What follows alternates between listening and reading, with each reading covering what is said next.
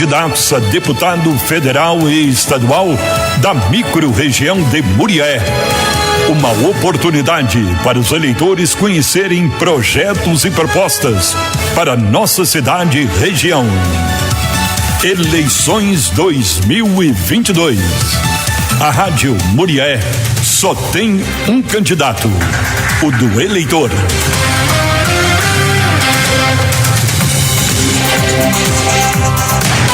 Na sequência das entrevistas que a Rádio Muriaé vem apresentando com os candidatos a deputado estadual e federal da micro-região de Muriaé, estamos apresentando até o dia 29 de setembro, sempre às 11h30, com transmissão pelo Facebook, YouTube e Instagram. Hoje vamos receber Iris Amâncio, do PV. Paulo Vitor Costa, nosso jornalista, conduz a entrevista a partir de agora. É isso mesmo, Gilson Júnior. Iris Amâncio tem 56 anos, é mineira de Muriaé, professora e filha da professora primária Dona Iris, da Escola Estadual Professor Mário Macedo, e do motorista de ônibus e sindicalista Senhor Walter, do coletivo muriaense Sindicato dos Rodoviários. Aperfeiçoou suas competências e habilidades para lidar com pessoas nas diversas instituições de ensino em que trabalhou e trabalha por quase 40 anos. Especialista, mestre, doutora e pós-doutora na área de letras, transita pelos universos das literaturas dos países de língua portuguesa, integrando cultura e negócios entre Brasil, Angola, Moçambique, Cabo Verde, São Tomé e Príncipe, Guiné-Bissau e Portugal. Além do trabalho junto a reconhecidas instituições de ensino privadas e públicas federais, também atua no universo das nano e pequenas empresas, fortalecendo o comércio local e da micro-região a que reside por meio de parcerias estratégicas. Ela concorre pela primeira vez ao cargo de deputada estadual pelo Partido Verde. Professora Iris, bom dia, bem-vinda mais uma vez à Rádio Muriaé, é um prazer receber a senhora aqui nos nossos estúdios. A primeira pergunta que eu te faço é, por que a senhora decidiu concorrer pela primeira vez ao cargo de deputada estadual pelo Partido Verde? Ok, bom dia a todas e a todos os ouvintes, bom dia a toda a equipe da Rádio Muriaé, muito obrigada pela acolhida e pela iniciativa, né, de que a gente possa estar aqui partilhando essas reflexões. Então, por que me tornar candidata? Né? Essa é uma grande questão, muitas pessoas têm me perguntado e tem pelo menos 4 eixos aí, tá, que me motivaram a essa candidatura. Primeiro é o que eu vejo na nossa realidade, no nosso cotidiano. Né? Eu sou uma pessoa muito simples, eu ando, eu compro, eu faço feira, eu vou ao mercado, eu estou sempre com pessoas e o que eu vejo me chama muita atenção. Né? Um segundo ponto é o que eu sinto em relação ao que eu vejo. Tá? Que é um misto de tristeza, com indignação, com muita repugnância às vezes, mas principalmente muita vontade de fazer alguma coisa ou de que alguém faça. Tá? E o outro ponto é exatamente o meu modo de ser, quem eu sou.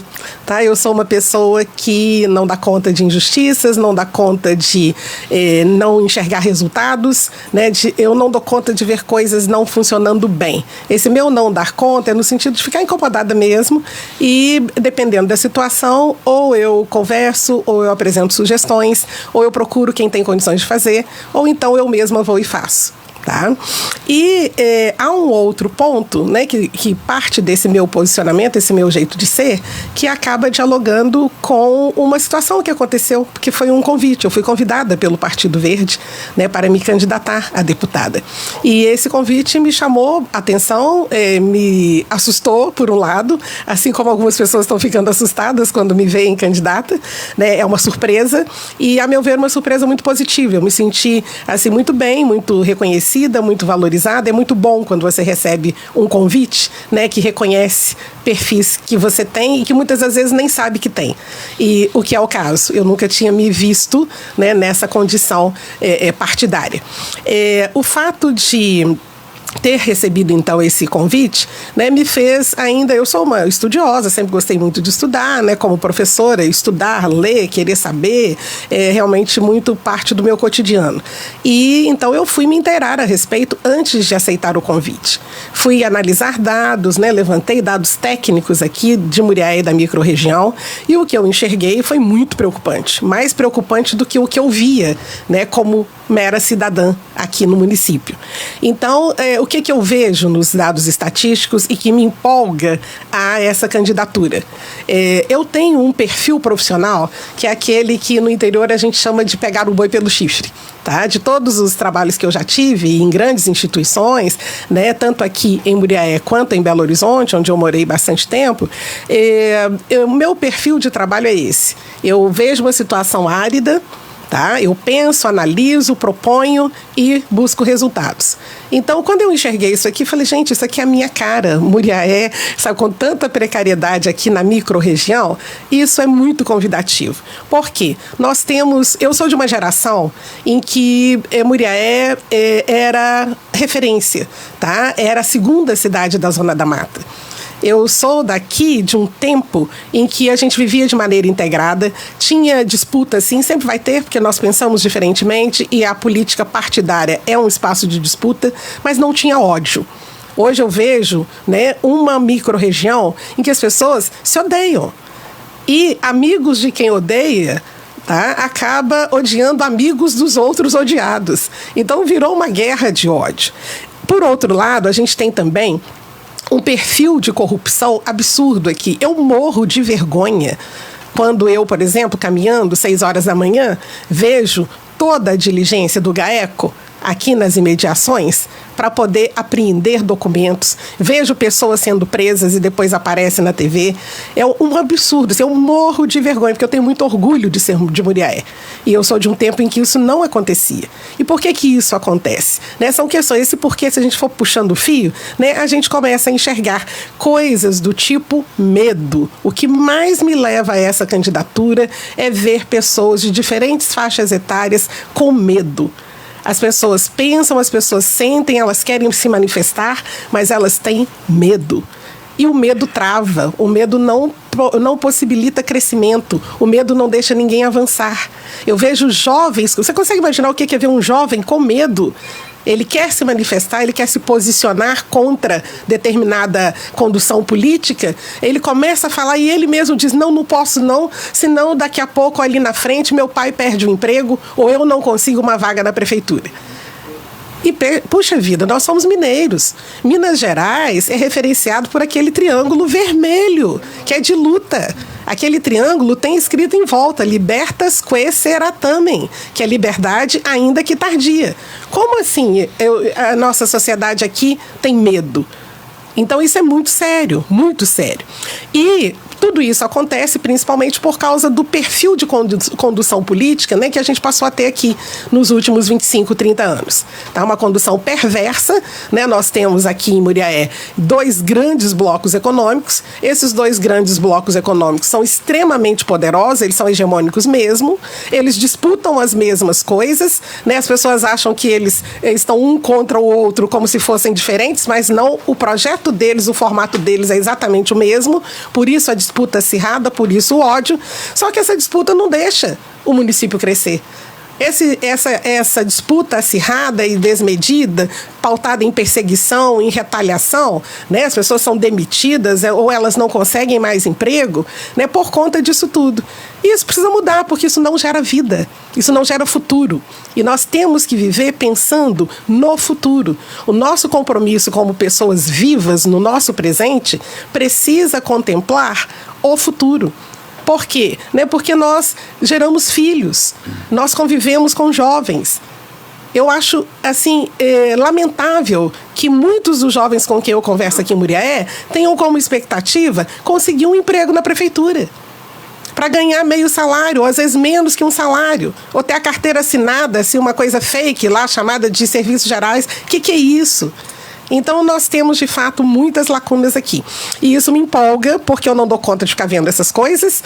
E aí, o Partido Verde, que tem como base exatamente esse cuidado com a vida, né? Tem gente que acha que o verde é só da planta, né? Da mata nativa. É sim, mas é um sentido de verde que tem a ver com sustentabilidade, tem a ver com equilíbrio, tem a ver com pensar o ambiente. E o ambiente na sua múltipla face, tá? Então, a gente está pensando de ambientes. É ambiente familiar, ambiente social, ambiente de trabalho e o ambiente natural.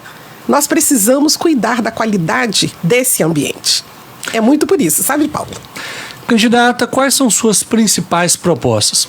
Olha, as minhas propostas, elas estão pautadas num planejamento que eu fiz, tá? Eu realmente fiz uma análise, eu tenho uma experiência muito grande com projetos, com análise, com desenho de planejamentos, etc. Então, eu resolvi transformar, eu analisei isso tudo e transformei num projeto, né? E as minhas propostas estão pautadas na educação, naturalmente, né? O outro eixo é trabalho, empreendedorismo e geração de renda, indústria e comércio. O terceiro, saúde. Depois, transporte e logística. Meio ambiente e agricultura. Inclusão social e equidade. Cultura e turismo. Eu gostaria só de destacar alguns aspectos, né, em relação à educação, porque o gancho da minha proposta para a educação é, de fato, me somar a outras deputadas e outros deputados que estejam na luta pelo básico, pelo mínimo em relação ao professorado do Estado de Minas e, no nosso caso, principalmente daqui da microrregião, que é o pagamento do piso salarial. É uma vergonha, até hoje, o professorado não receber o piso. Isso é um direito legal. Assim como também a gente tem a própria verba, né, aqueles recursos do Fundeb, o Fundo Nacional da Educação Básica, né, cujos 70% são legalmente definidos para pagamento de salários de professores e também formação de professores e professores. Os municípios não fazem isso, o Estado não faz isso, e eles usam a verba do Fundeb para outro fim, inclusive atropelando a legislação federal. Por que isso acontece? Porque não tem quem se posicione em relação a isso. E deputado serve para isso, principalmente. A Constituição Federal diz, a primeira atribuição de um deputado, ele serve fundamentalmente para analisar a legislação, ver como é que está a lei e propor melhorias. Ele também aprova novas leis propostas por outros. E uma deputada e um deputado também têm a atribuição de cuidar da sociedade, ver as lacunas existentes e propor soluções para elas. Só que ser deputado se resumiu a conseguir verba.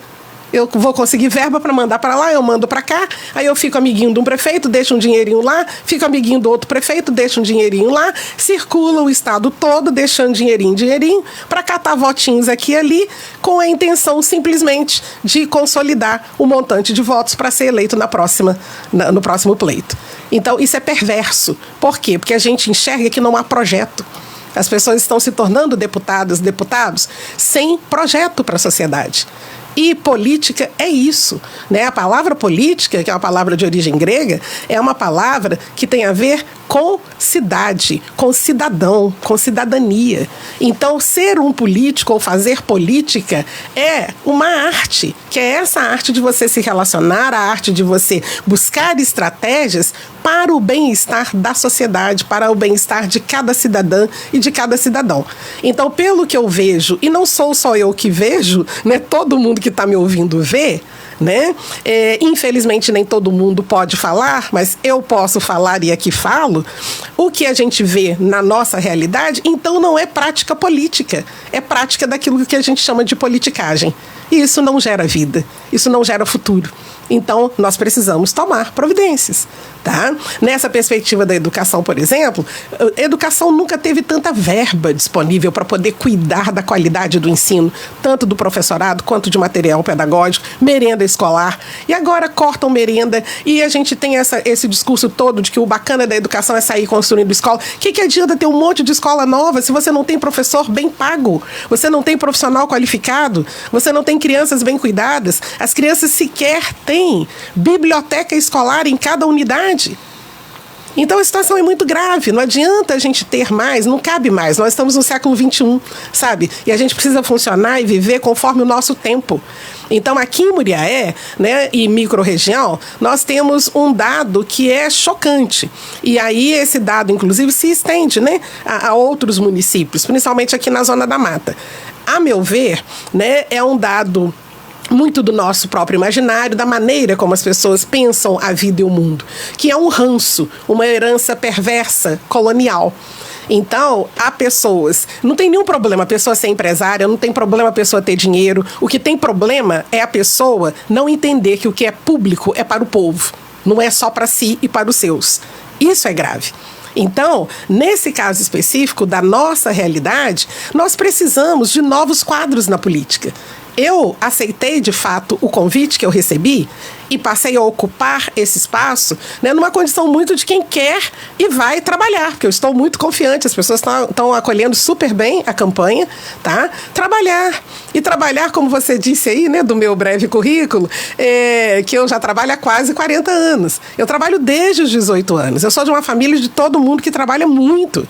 Trabalho sempre foi um valor para nós. E essa vinculação, né, familiar que a gente tem, que é muito forte, e de base cristã, né? Eu sou de uma família cristã católica, predominantemente. Outra parte da família é cristã batista, né? Protestante, batista. E a gente cresceu nessa diversidade sem nenhum problema, sem nenhuma intolerância religiosa, inclusive, como a gente tem visto recentemente na cidade.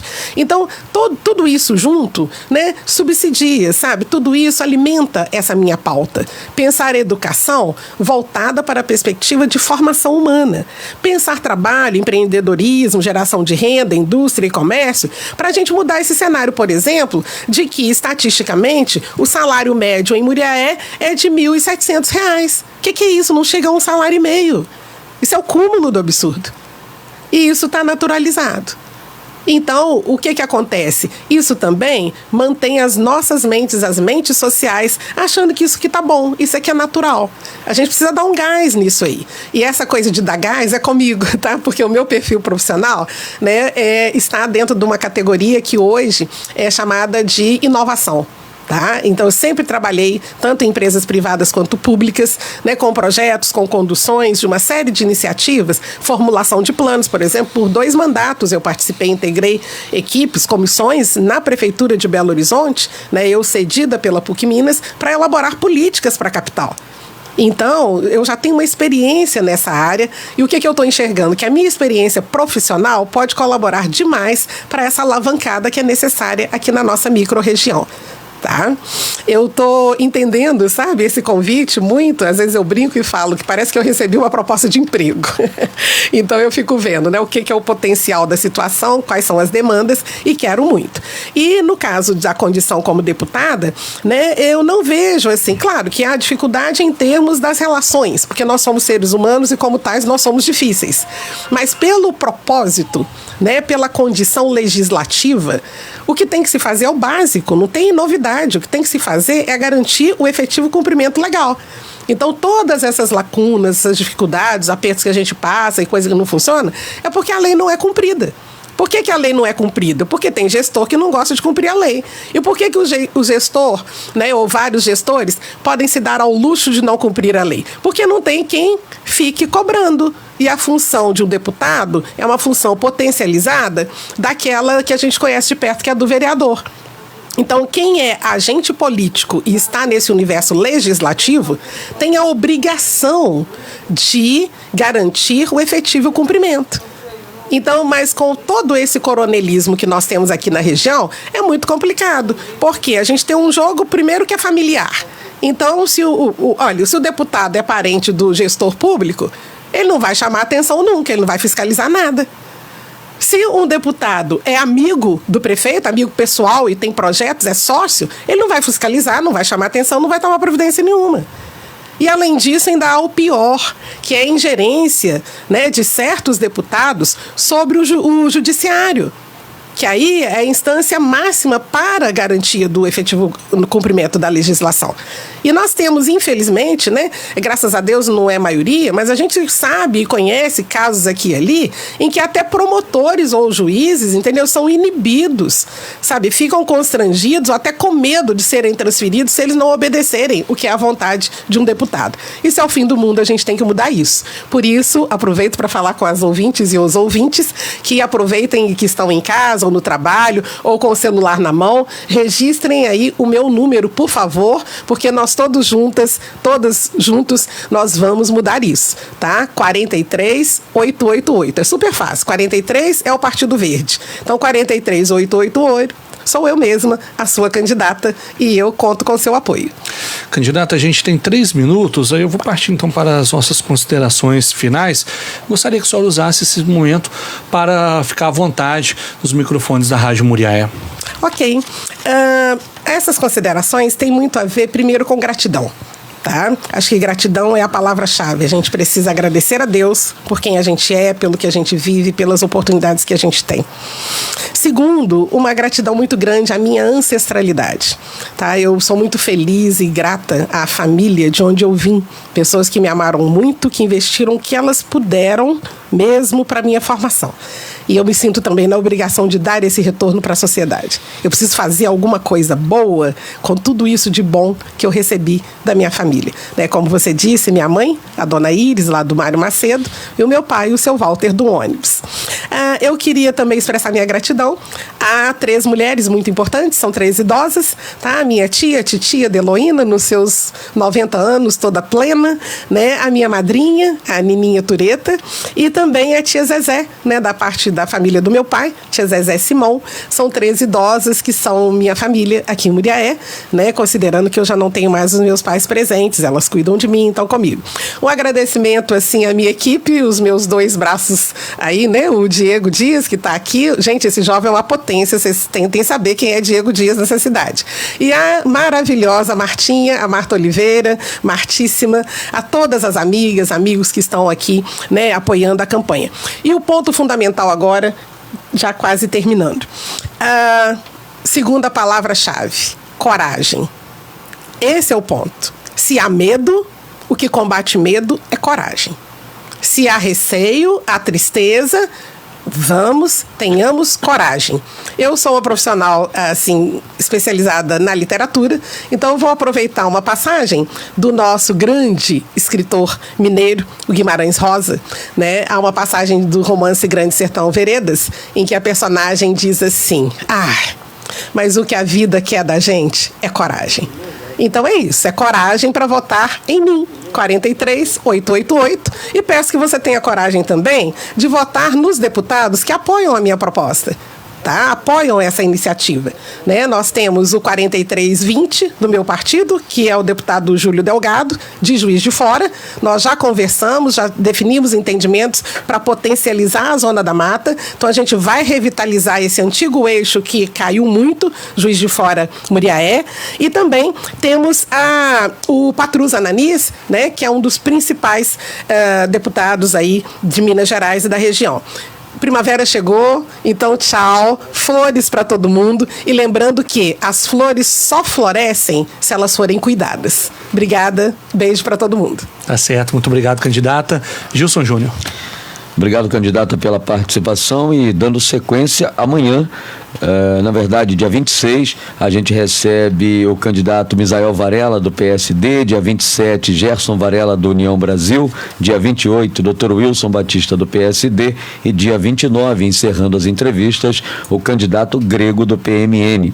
Acompanhe esse momento pela Rádio Muriaé e conheça melhor as propostas dos candidatos a deputado estadual e federal da micro-região de Muriaé. Eleições 2022, a Rádio Muriaé só tem um candidato, o do eleitor.